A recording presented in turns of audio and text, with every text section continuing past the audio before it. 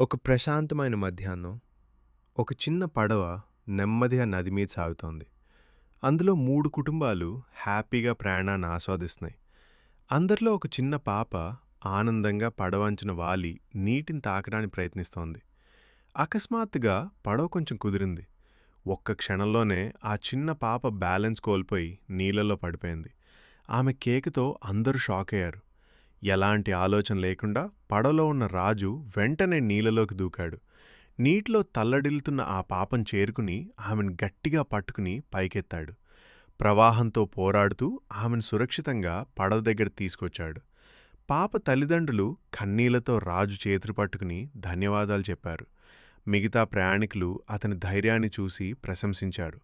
కొంతసేపటి తర్వాత రాజు తన భార్యతో నది ఒడ్డున నడుస్తుండగా ఆమె ప్రేమగా అడిగింది, "నీకు ఈత ఎవరు నేర్పారు?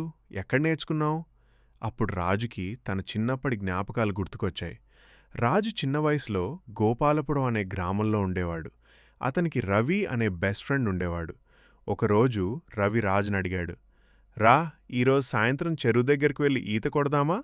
అప్పుడు రాజు, "నాకు ఈత రాదురా" అని అన్నాడు.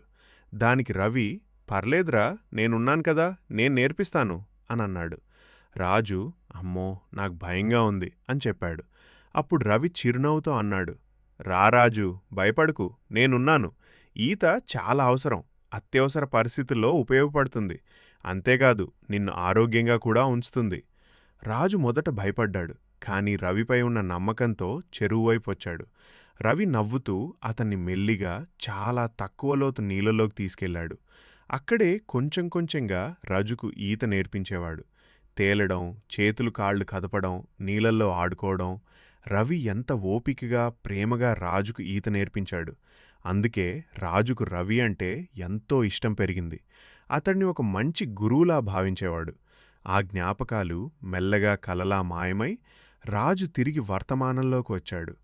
మన జీవితంలో కొన్ని విద్యలు ఉపాధ్యాయుల దగ్గర మాత్రమే కాదు, పుస్తకాల్లో మాత్రమే కాదు, స్నేహితుల దగ్గర కూడా నేర్చుకుంటాం.